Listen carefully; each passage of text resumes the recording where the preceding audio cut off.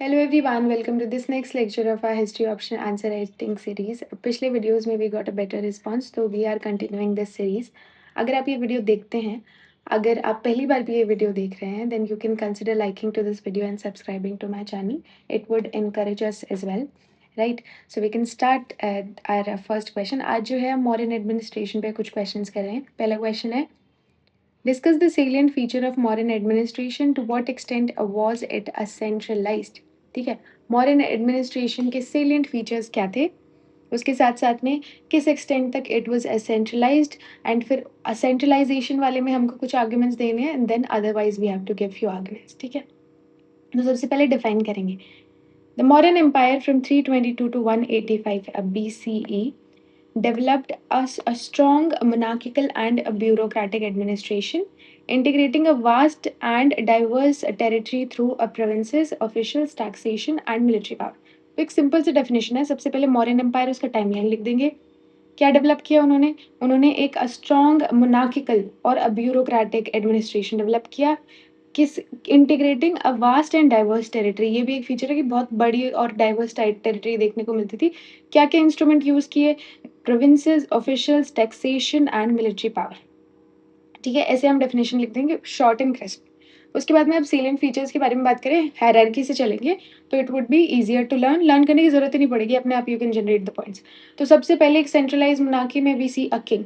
तो king would be our first point, a strong monarchy. ठीक है, मौर्यन एडमिनिस्ट्रेशन का सेंटर जो है वो किंग हुआ करता था. King highest executive, judicial, military authority था. किंग सिर्फ सिंबॉलिक हेड नहीं था, वो ऑफिशियल्स अपॉइंट करता था, टैक्सेशन सुपरवाइज करता था, मिलिट्री कमांड करता था, जस्टिस एडमिनिस्टर करता था और फॉरेन पॉलिसी डिसाइड करता था. अर्थशास्त्र में किंग को एक्सट्रीमली एक्टिव रूलर के रूप में रिप्रेजेंट किया गया है. एग्जाम्पल में आप अशोका की धम्म पॉलिसी लिख सकते हैं. तो king was a supreme in administration, justice, military affairs, diplomacy और भी कुछ कुछ लिख सकते हैं. ठीक है, अब किंग के नीचे कुछ काउंसिल ऑफ एडवाइजर्स आते हैं, काउंसिल ऑफ मिनिस्टर्स होते हैं, दे आर अ मंत्री परिषद.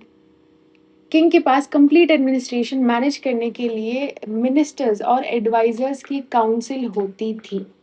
इसका मतलब ये नहीं है कि किंग डेमोक्रेटिक सिस्टम में मिनिस्टर्स के डिसीजन से बाउंड था. रेदर जो मंत्री परिषद था वो एक एडवाइजरी बॉडी थी. क्या थी? एक एडवाइजरी बॉडी थी.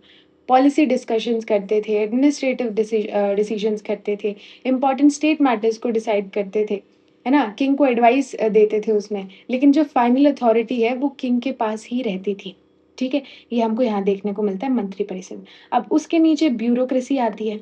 ब्यूरोक्रेसी जो आती, तो ब्यूरोक्रेटिक जो ऑफिशियल्स होते थे उनको अध्यक्ष बोला जाता था. मौर्यन एम्पायर के पास स्पेशलाइज्ड ऑफिशियल्स का इलाबोरेट नेटवर्क था. एम्पायर इतना बड़ा था कि किंग हर इकोनॉमिक एक्टिविटी पर्सनली मैनेज नहीं कर सकता था. इसलिए डिफरेंट डिपार्टमेंट्स के लिए डिफरेंट ऑफिशियल्स जो हैं वो अपॉइंट किए जाते थे.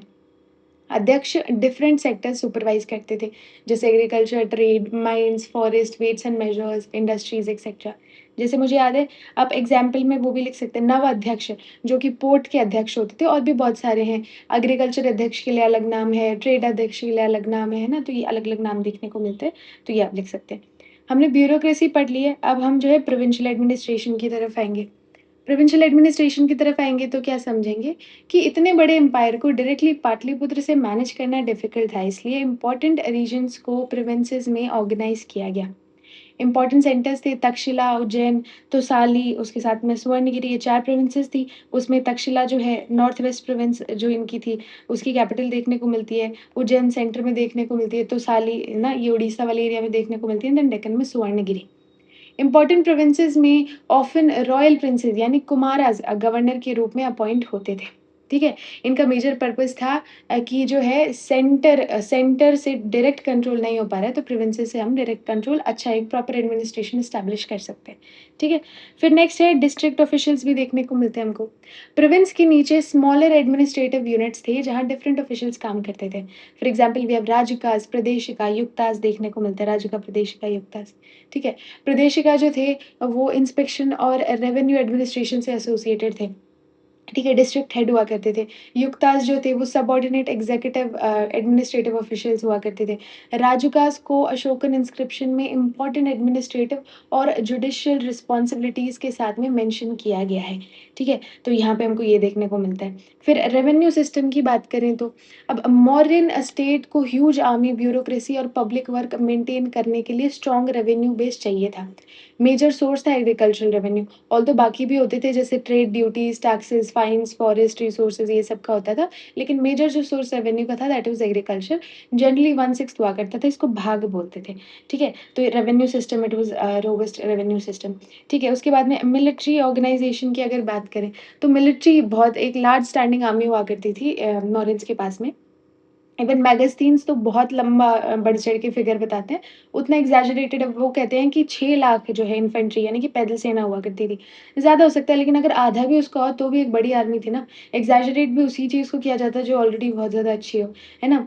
हमको अर्थशास्त्र में फ़ोर फ़ोल्ड फ़ोर्स चतुरंग बल का मेंशन देखने को मिलता है, जिसमें कहते हैं कि इन्फेंट्री, कैवलरी, वॉर एलिफेंट्स और जो चैरियट्स थे, they formed the core combat strength. इसके अलावा जो है नेवल फ़ोर्सेस भी हुआ करती थी, है ना? और अदर एसोसिएटेड फ़ोर्सेस भी हुआ करती थी, ठीक है?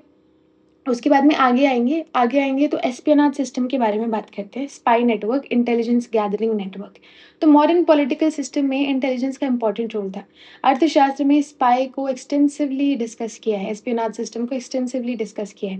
इनका काम क्या होता था? ऑफिशियल्स की एक्टिविटीज़ को मॉनिटर करना, करप्शन डिटेक्ट करना, कॉन्स्पिरेसीज़ आइडेंटिफाई करना, पब्लिक मूड को जानना और पॉलिटिकल थ्रेट्स को डिटेक्ट करना, ठीक है? इसमें हमको अर्थशास्त्र में गुड पुरुषा स्पाई नेटवर्क देखने को मिलता है। इसमें स्पाई के टाइप्स ही जैसे एक संचारी स्पाई होते हैं जो कि कॉन्स्टेंटली मूव करते रहते हैं। एक होते हैं स्टेशनरी स्पाइस जो कि एक ही जगह पे रह के जो इन्फॉर्मेशन गैदर करते हैं, ठीक है? अर्थशास्त्र को डायरेक्टली मॉडर्न एडमिनिस्ट्रेटिव रियलिटी का कंप्लीट डिस्क्रिप्शन ऐसे तो नहीं मानना चाहिए, लेकिन एक नॉर्मेटिव और प्रिस्क्रिप्टिव टेक्स्ट है उसमें एस्पियोनाज सिस्टम के बारे में बताया कि एक रोबस्ट एस्पियोनाज सिस्टम होना चाहिए किंग के पास में, ठीक है?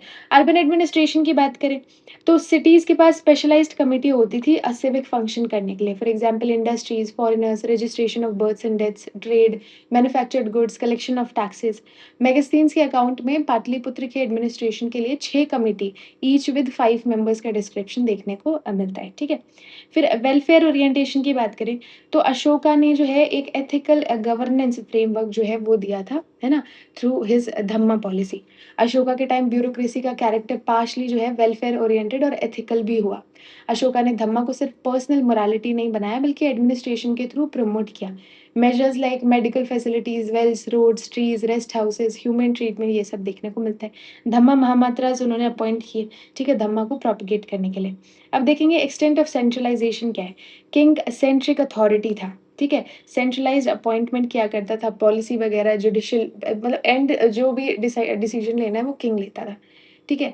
दूसरा फिस्कल कंट्रोल जो है वो सेंटर के पास में था, सेंट्रली ओरिएंटेड देखने को मिलता है। Military control was also under the imperial command, तो ये भी सेंट्रलाइज़्ड टेंडेंसी देखने को मिलती है, ठीक है? एडमिनिस्ट्रेटिव सुपरविजन भी जो है वाज़ अंडर इंपीरियल अथॉरिटी और सेंटर चेक करता रहता था through inspection and through espionage system. तो ये कुछ सेंट्रलाइज़्ड टेंडेंसी देखने को मिलती है।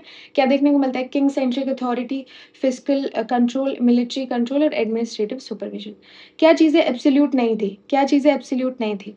तो प्रोविंशियल ऑटोनॉमी, डिस्टेंट प्रोविंसेस में डे टू डे एडमिनिस्ट्रेशन में कंसिडरेबल ऑपरेशन फ्रीडम देनी पड़ती है।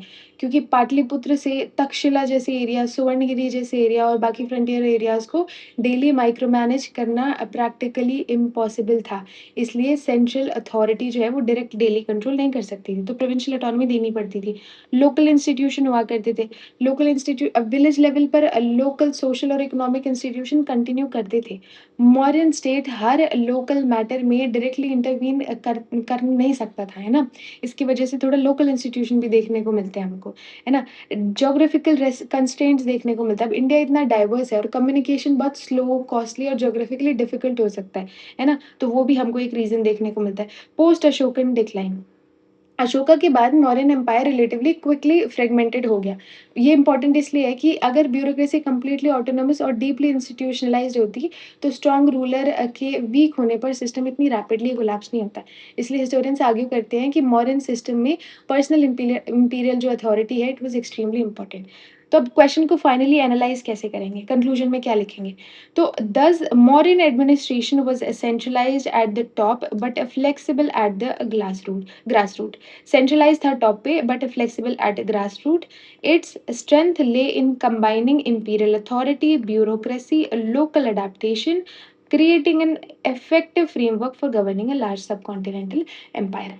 ठीक है, मॉडर्न एम्पायर को सिंपली फुली सेंट्रलाइज्ड स्टेट कह देना ओवर सिंप्लीफिकेशन होगा। बेटर फॉर्मुलेशन होगा कि सेंट्रलाइज था एपेक्स लेवल पे और डिसेंट्रलाइज्ड इन एग्जीक्यूशन था, फ्लेक्सिबल था, उस टाइम देखने को मिलता है।